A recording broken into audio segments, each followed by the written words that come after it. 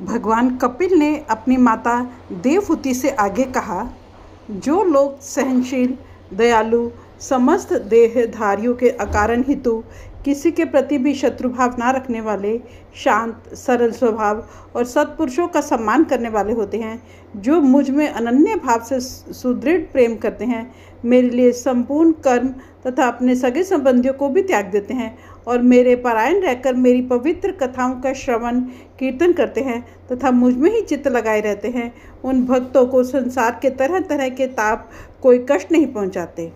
साध्वी, ऐसे ऐसे सर्वसंग परित्यागी महापुरुषी साधु होते हैं। तुम्हें उन्हीं के संग की इच्छा करनी चाहिए, क्योंकि वे आसक्ति से उत्पन्न सभी दोषों को हर लेने वाले हैं। सत्पुरुषों के समागम से मेरे पराक्रमों का यथार्थ ज्ञान कराने वाली तथा हृदय और कानों को प्रिय लगने वाली कथाएं होती हैं। उनका सेवन करने से शीघ्र ही मोक्ष मार्ग में श्रद्धा, प्रेम और भक्ति का क्रमशः विकास होगा। फिर मेरी सृष्टि आदि लीलाओं का चिंतन करने से प्राप्त हुई भक्ति के द्वारा लौकिक एवं पारलौकिक सुखों में वैराग्य हो जाने पर मनुष्य सावधानी पूर्वक योग के भक्ति प्रदान सरल उपायों से सम्माहित होकर मनोनिग्रह के लिए प्रयत्न करेगा।